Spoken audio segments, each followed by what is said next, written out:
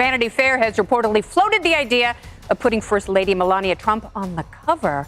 And some staffers are losing their minds.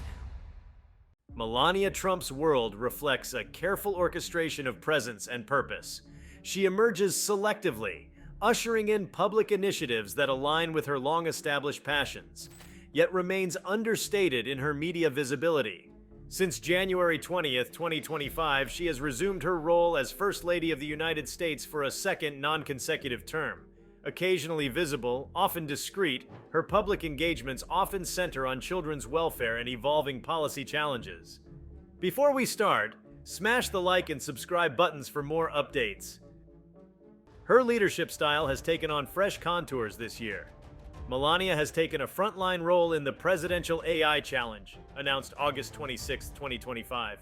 Designed to engage K-12 students and educators with artificial intelligence, the initiative underscores her ambition to shape future generations' technological fluency. She even invoked her experience with an AI-narrated version of her memoir to highlight how AI holds both promise and complexity. Another noteworthy milestone came earlier this year. She became the First Lady ever invited to co-sign a piece of legislation, as she stood beside President Trump to sign the Take It Down Act. This law addresses the removal of non-consensual intimate images, both traditional and AI-generated, from online platforms, mandating content removal within 48 hours and instituting criminal penalties.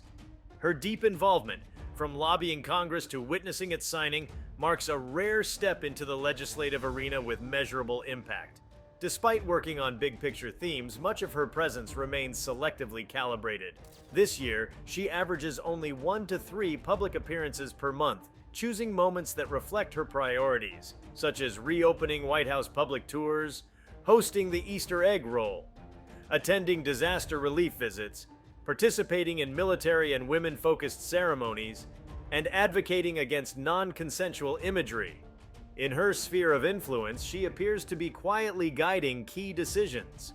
A recent analysis from The Guardian suggests that she holds increasing sway over President Trump's stances, particularly humanitarian shifts such as Gaza aid or skepticism toward Putin's peace sincerity. British officials now see her as someone to understand if they wish to anticipate U.S. policy shifts. This influence reflects a subtle transformation, from a perceived political bystander to an essential private advisor. Meanwhile, at home, her role as a mother remains central.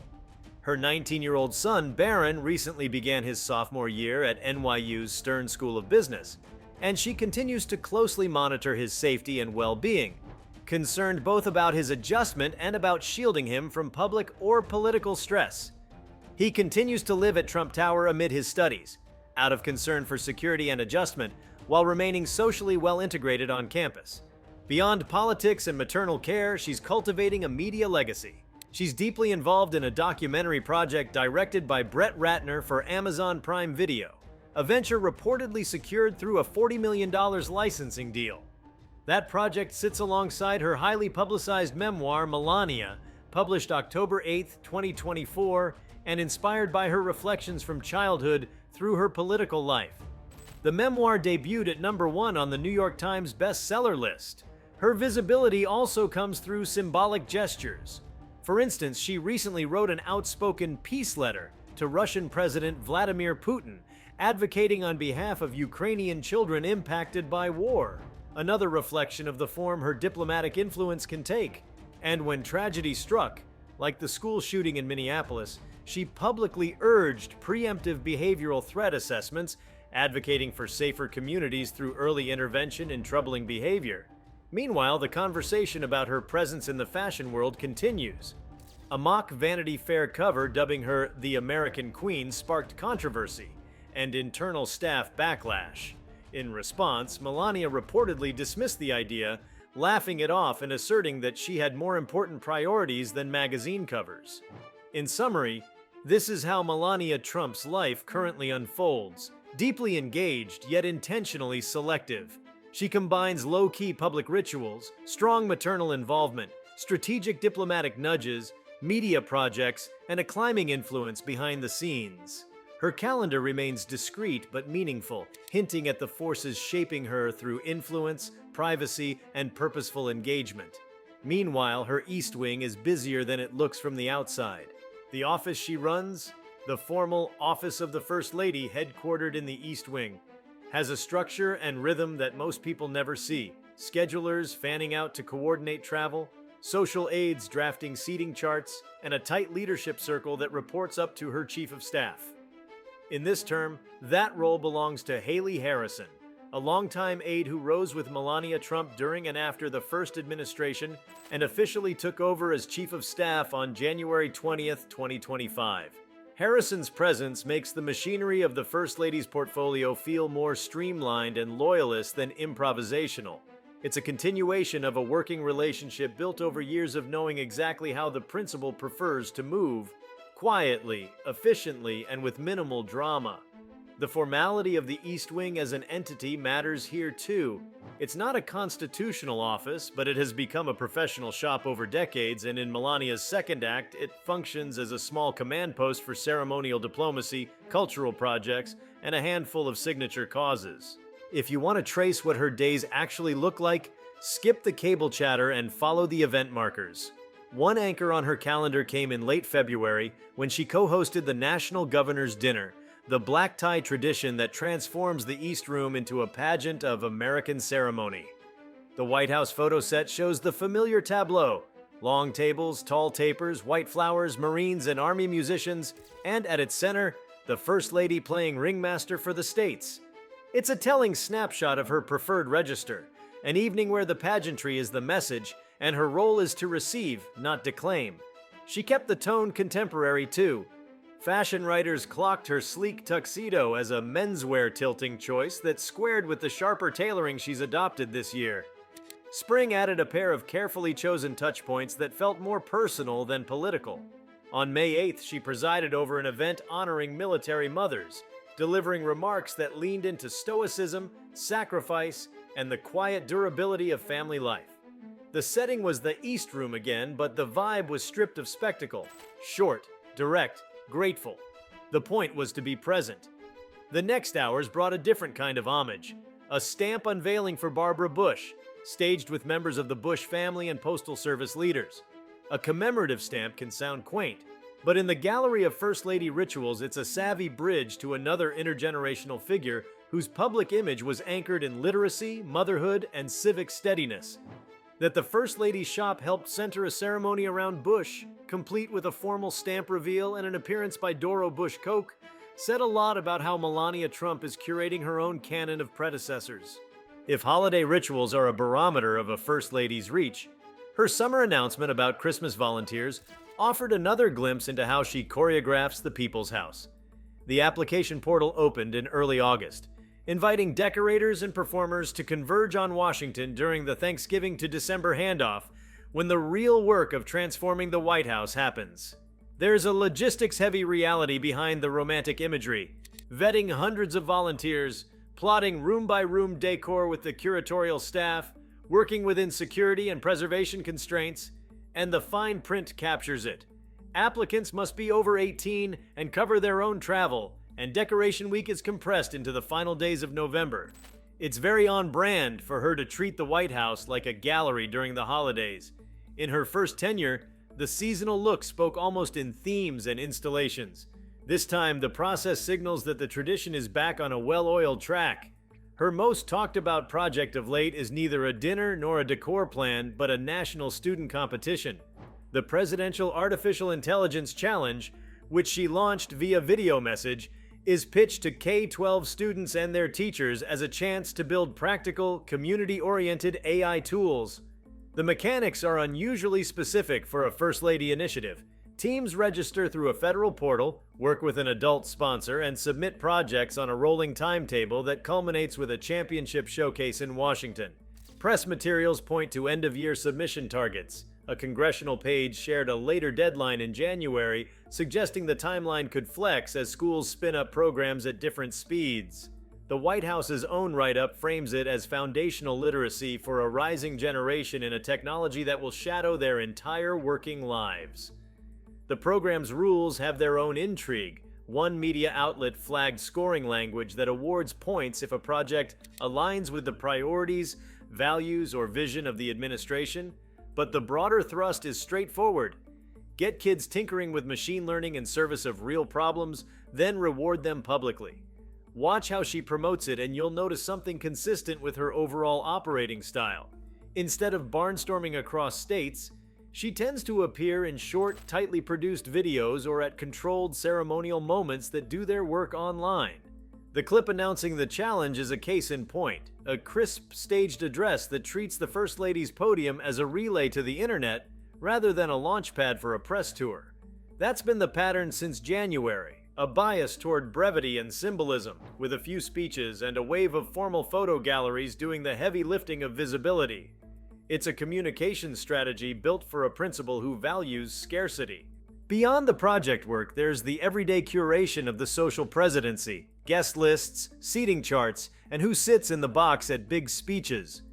For the joint session of Congress this spring, the First Lady's office spotlighted a lineup of everyday Americans, a tradition that lets a White House embody its arguments with flesh and blood stories that play well on television. This year's mix skewed toward people whose experiences underscored the administration's themes, and the press office pushed out profiles and photos ahead of the speech so the public would recognize their faces when cameras panned upstairs. If you want to know where Melania Trump's attention is aimed in a given quarter, read that list. It is, more than almost anything else, her footnote to a presidential address. She has also widened her lens for international symbolism. Come September, the United Kingdom will host the Trumps for a state visit, pageantry on foreign soil with its own choreography of palace arrivals, banquets, and bilateral optics. Royal calendars and British political theater are already shaping the backdrop. Senior royals' travel plans mean some will be away during the visit, and the leader of the Liberal Democrats has publicly telegraphed his boycott of one banquet on policy grounds.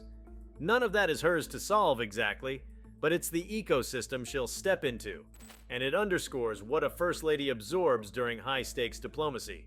She manages the soft power, the optics, the dress code, and the feeling of the thing. The other place the soft power lives is in her wardrobe. Never an afterthought with Melania Trump. If the last time around felt like a tug-of-war with designers and editors, 2025 has been more transactional and self-assured. She arrived at the inauguration in Adam Lippes, an independent New York designer whose name reads as a deliberate nod to American craftsmanship, then pivoted into evening in a graphic black and white gown credited to her longtime collaborator Hervé Pierre. The menswear note that surfaced at the governor's dinner has echoed through the season's looks. Style pieces have called out her tailored suiting as part of a broader resurgence in women's tuxedos and sharp trouser fits. Meanwhile, industry reporting has charted a subtle warming across parts of fashion to the Trump orbit. Less ideological line drawing, more pragmatic attention to clicks and sales when a First Lady wears your label. That doesn't mean she's embraced the traditional magazine circuit, but it does mean the ecosystem around her clothes feels slightly less fraught. Look closely and you can see the same instincts at work in how she shapes the rooms she occupies. An exclusive People report described renovations meant to make the White House feel more like Mar-a-Lago. Shifts in palette and space that critics pounced on as kitsch and supporters framed as comfort. If true, that kind of environmental editing tells you something about her second-term temperament.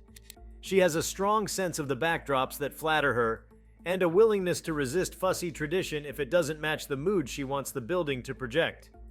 The First Lady's inner design circle, photographer Regine Maho and interior designer Tam Kanalikam, among others, has hinted this year at a more open declaration of taste, not a hedged one. The small rituals matter to her too, and they're not always glitzy. Watch the White House video reel, and you'll catch her stepping to the lectern for the International Women of Courage Awards in April, a ceremony rooted in the State Department's long-running tradition of honoring women who risk their safety for principle.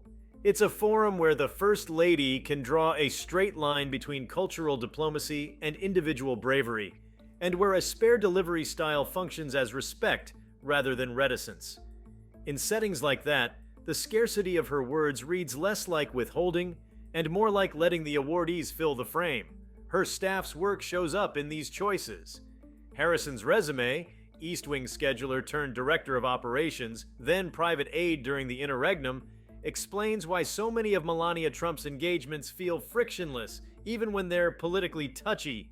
A chief of staff with muscle memory for the first administration's patterns knows how to scale the principal's schedule without drowning her in exposure, and how to harden edges where the last go-round was porous.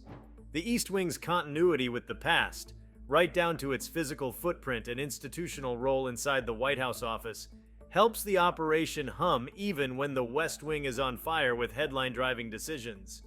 The Barbara Bush stamp event is a good example of how she uses ceremony as a messaging tool. Official statements and PBS footage underscored the cross-administration respect baked into the moment. Postal Service leaders laid out the iconography. The stamp is drawn from Bush's 2005 White House portrait, and Melania Trump's remarks took pains to frame Bush not only as a literacy champion, but as a woman who widened the aperture for what a First Lady could engage. The absence of some high-profile Bushes gave the press a second-day storyline, but the optics were unambiguously gracious. It's the sort of tableau Melania favors: legacy, family, public service, a national symbol you can hold in your hand. And then there is the work of stitching those rituals to the near future. Her summer recruitment drive for Christmas volunteers and performers wasn't just housekeeping. It signaled that the calendar is mapped well past Labor Day, that the East Wing's supply chains, greenery, music, staging are active, and that the People's House will be staged as a national set in late November. The messaging pushed through mainstream outlets as well as fashion and culture sites that relish the aesthetic angle. Even the snarkier coverage, which has trailed her holiday taste since 2018, functions as oxygen. It keeps the White House in the lifestyle press during a month when Washington is otherwise saturated with budget deadlines. If you track her since January, another pattern surfaces. She tends to surface when the thing to be advanced is tangible. The AI challenges parameters, registration portals, juried judging, championship event, don't sound like a ribbon cutting, they sound like program management. Local coverage and a White House explainer emphasize prizes, state-by-state rounds, and mentorship as infrastructure, not ornament. It's rare to see a First Lady project framed with this many operational nouns. Skeptics will argue the contest scoring language muddies civic neutrality.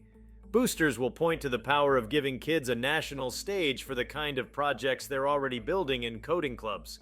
Either way, she has chosen a lane that is more STEM lab than lectern. Because so much of her presence is visual, her fashion is read as policy adjacent, fairly or not. The Inauguration Day choice, Adam Lippis, was parsed as a signal toward American makers. The tuxedo at the governor's dinner was read as assertive and slightly subversive in a room usually framed by gowns. A month later, style columns tracked her lean toward structured suits, noting how they align with a broader boom in women's tailoring and suggesting that the First Lady was both responding to and amplifying a trend. None of this is accidental. Melania Trump has long used silhouette as punctuation, and the people around her, the stylist PR chief among them, are adept at shaping a First Lady's look as a form of soft power. Her official social feeds double down on images that read quickly and travel well. A tight crop of the First Lady at a mic, a wide shot of a long dinner table, a still of an unveiled stamp the size of a door. The White House's galleries and videos do the same work at scale, letting the East Wing define the look of each occasion before commentary fills the space around it. It's not that she avoids the press, it's that she edits the angles where possible.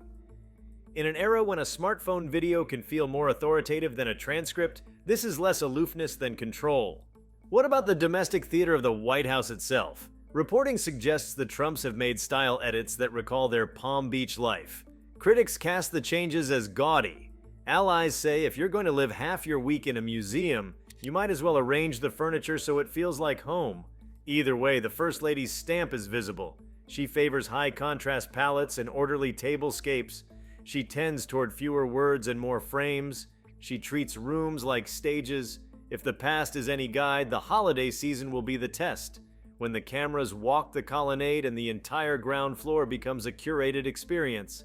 On the diplomatic front, state visits and palace dinners will test how she meshes American ritual with other nations' pageantry. The coming UK visit is already an exercise in choreography, with travel diaries and political posturing shaping expectations. A First Lady's role in that setting is unusual because the stakes are high and the portfolio is soft. Her job is to keep the seams from showing. Dress codes meet protocol, personality meets monarchy, and the small things, place cards, procession timing, end up being the big things. If there's a sphere where Melania Trump is comfortable, it's that one. Underneath the surface, it's easy to imagine the daily routine as a chain of micro-decisions. Does she lend her name to a regional school program that wants to piggyback on the AI challenge? Does she accept a museum's invitation to open a children's literacy wing when her calendar is already bracketed by international travel? Does she put a foot on the gas for a military family's roundtable because Mother's Day engagements resonated so clearly? The evidence of the past month suggests that she says yes when the symbolism is clean and the output real. An award, a stamp, a call for entries, a seat saved in the First Lady's box. For all the debates about how visible she should be, there's an internal consistency to how she's living the role right now. She prefers ceremonies that honor people, governors and their spouses, military mothers, women of courage, over rope-line scrums. She favors projects that end in something concrete, an AI competition with winners on a stage, over a slate of speeches. She invests in images and rooms, knowing that a single photo, candles, flowers, a white double-breasted jacket, accomplishes more than 100 defensive interviews. And she keeps her office tight enough that you rarely see the gears turn. That's not everyone's idea of a modern political spouse, but it is hers. There's also a long game in the way she positions herself in the lineage of First Ladies. By elevating Barbara Bush in the East Room, she aligned with a figure who embodied an old-school blend of literacy and domestic gravitas. By shepherding a STEM-heavy youth contest, she casts herself as forward-facing, even technophilic. Thread those ideas together and you get a brand that is retro in its ceremony and modern in its projects. Whether or not those two halves always harmonize, they form a coherent way to read how she spends her time and what she wants the public to remember. The fashion world's evolving posture toward her is an interesting subplot because it's a proxy for broader cultural accommodation. In 2017 and 2018, designers loudly declared their values by refusing to dress her. In 2025, the public statements are quieter and the gowns are back. Not every brand is crossing that line, but the trend stories are unmistakable, and they mirror a consumer reality that rewards attention with traffic. Melania Trump didn't force that shift, but she's clearly comfortable benefiting from it, and her team is expert at making sure a look reads globally within minutes. All of this adds up to a life that is less about volume and more about curation. She's choosing where to step in, what to elevate, and which projects to leave to the organ grinder of the West Wing. Critics will continue to ask for more interviews, more unscripted appearances, more policy fingerprints. But in the lived texture of her days, the rehearsed video, the hour-long reception, the carefully staged award, you can see the philosophy animating her second term. It's not quiet so much as calibrated, and it's not absent so much as selective. That's the answer to what her life is like right now. A sequence of designed moments, some grand, some small, aimed at leaving a mark without giving away the show. Her current life unfolds not only in the polished confines of the East Wing or the formal ceremonies she presides over, but also in the quieter, less visible rhythms of personal choice and calculated public absence. While the symbolic power of her role as First Lady ensures she is often tethered to large public occasions, what sets her apart today is how she has fused her private instincts with the demands of political pageantry. This means she selects opportunities that underscore her identity as a mother, a cultural figure, and a guardian of tradition, while resisting the relentless exposure that others in her position might embrace. To understand her days now, one must look at the way she filters experiences, the way she prioritizes environments that allow her to speak through imagery rather than speeches, and how she positions herself at the intersection of family loyalty and national representation. One of the lesser discussed aspects of her current reality is the way she manages her visibility as a kind of currency. Public appearances are rationed. They are fewer in number, but each one tends to generate outsized commentary because of its rarity. This scarcity creates anticipation, and when she does step forward, the spotlight sharpens on her in a way that amplifies the message she is sending. That message may not be long-winded speeches or policy-heavy interventions, but it often becomes more memorable for being visually striking. The governor's dinner, for example, was less about words and more about images. Her tuxedoed silhouette against a backdrop of glittering tables symbolized her willingness to bend tradition just enough to make a statement without ever uttering a controversial line. This strategy keeps her immune to the pitfalls of overexposure, even as it frustrates critics who would prefer her to be more constantly accessible. Equally important is the cultural diplomacy she has begun to reassert. Her role in events like the Barbara Bush commemorative stamp unveiling serves as more than a nod to history. It places her in a line of first ladies who carry cultural memory, making her an interpreter of American heritage. In doing this, she manages to transcend some of the partisan currents swirling around her husband's administration, aligning herself instead with universally recognized figures of respect and legacy. This approach grants her a certain autonomy. She can step into spaces of bipartisan reverence where criticism tends to soften. For her, that is an act of self-preservation as much as public service. By anchoring her identity to figures like Barbara Bush or to humanitarian causes such as the welfare of children, she can exist within the political environment without being wholly consumed by it. Her engagement with the White House's seasonal traditions tells another story of how she balances public expectation with her own aesthetic instincts.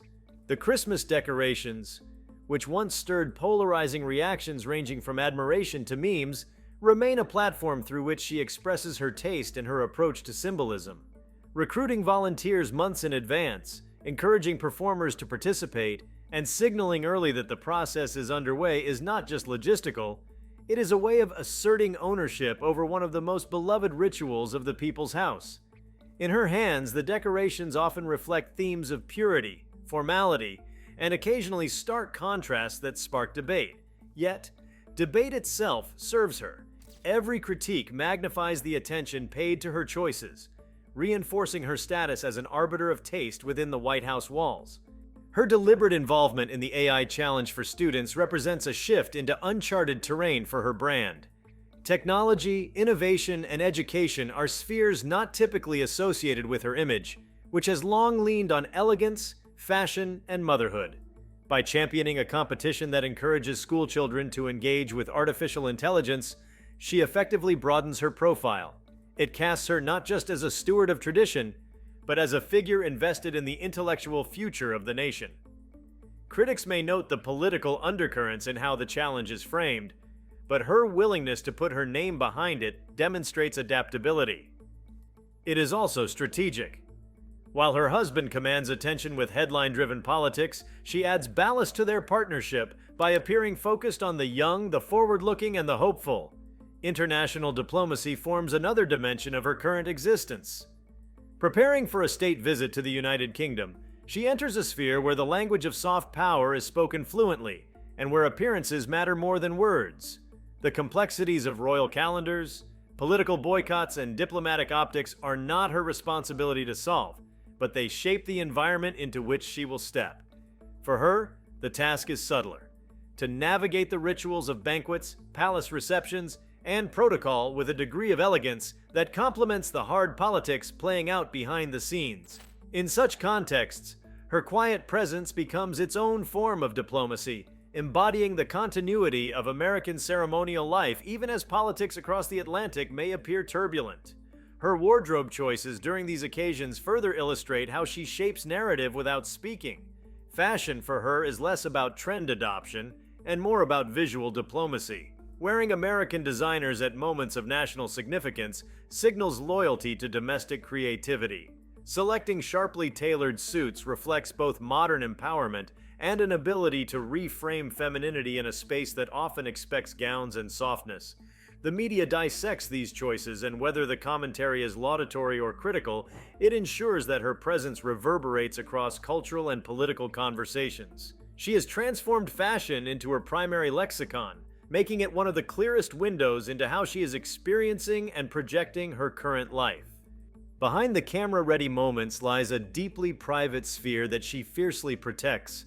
She continues to anchor much of her daily energy to her role as a mother, ensuring her son Barron's transition into adulthood and college life unfolds as smoothly as possible.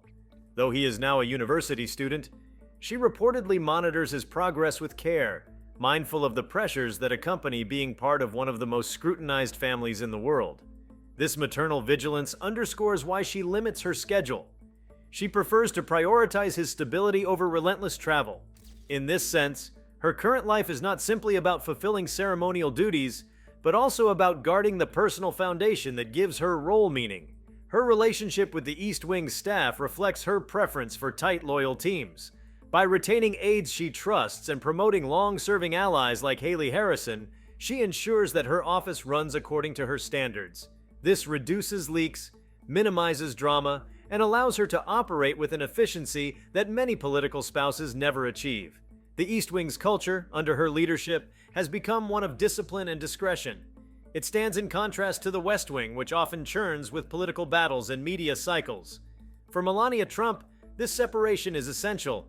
It allows her to project steadiness while the surrounding environment remains volatile. At ceremonial gatherings, her choice of words, when she chooses to speak, is notable for its brevity.